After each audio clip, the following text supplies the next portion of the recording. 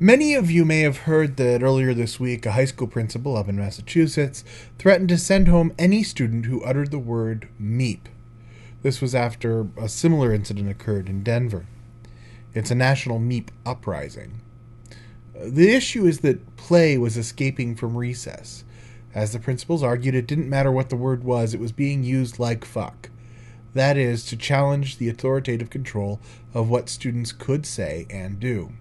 The schools, like the prisons, already have a space and time for that kind of frivolity. It's called recess. That's the time when people can work out some of their frustrations, can follow some of their own interests, and can shrug off at least some of the direct control and surveillance they have during the rest of the day. Not all of it, of course, but at least some of it. Even young kids now have very little unprogrammed time. I was recently walking down the street here in Manhattan next to an 8-year-old on her cell phone who was trying to juggle her very busy schedule. It put me to shame. Many are strongly advocating the end of summer vacations. These schools train our minds and our bodies to the grid, a spatial and temporal grid. And unless they have some sort of universal control over that grid, there's very little space for the kind of open exploration that we usually identify with learning. It also aims to move us towards closed objectives. What do we want the student to be able to perform when we're done training that student? How can we assess whether they've mastered the answers that we expect? This focus on explicit and specific knowledge objectives, probably misnamed learning objectives, reflects on the practices of the institution, where assessment and metrics claim a privileged position. A consulting company hired by my previous institution, university, asked us to think of our students as hamburgers and asked us how we were going to be able to put out more hamburgers with less resources.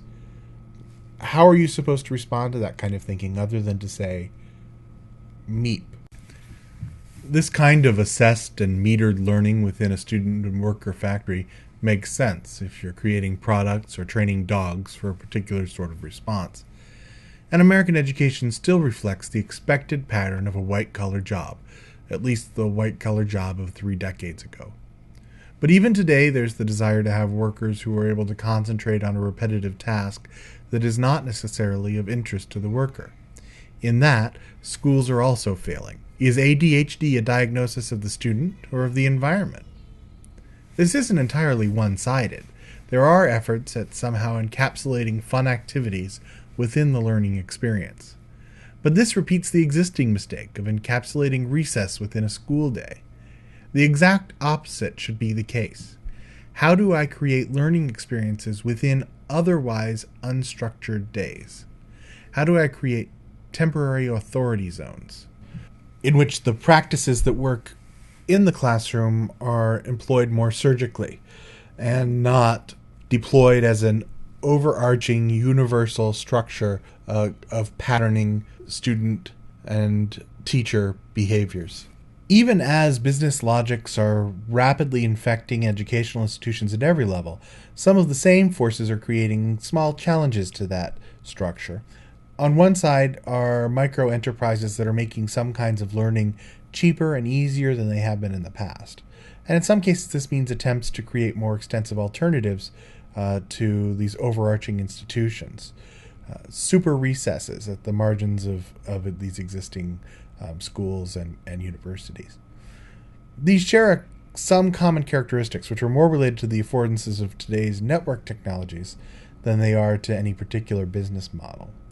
There are efforts to create reusable, modular, and flexible resources that can be effectively remixed by the student into something useful. These break down barriers of space and are often addressable anywhere on mobile devices, for example. In any major city, and as a New Yorker this certainly feels true here, the city is the classroom. The idea that you would need some sort of place away from this to learn in order to learn something is a difficult one to comprehend. I mean, this whole idea of street smarts being different from book smarts seems antiquated in many ways. The two run together in any major metropolis. And we learn when we want to and need to. It doesn't need to fit into any particular years of our lives or period of the day. When we need to learn how to program, we can do that. When we want to understand how to read a text, we can find resources and like minded communities that can help us do that as well. Symbol marks the move to the city as one in which we can join clubs or join unions by our own choice and become a part of institutional groups rather than being forced into those groups by dint of our birth.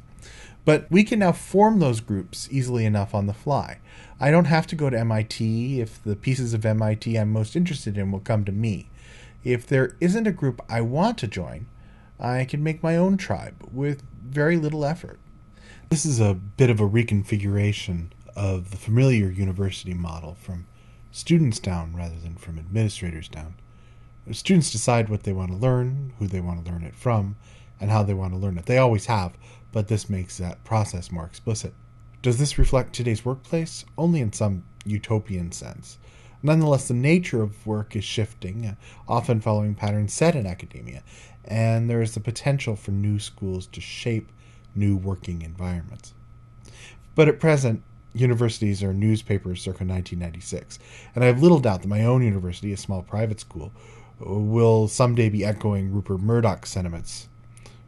For now, we need to find ways of embracing learning out in the wild and looking for ways of creating small, authoritative learning chunks that can be openly used, exchanged, recontextualized, and updated.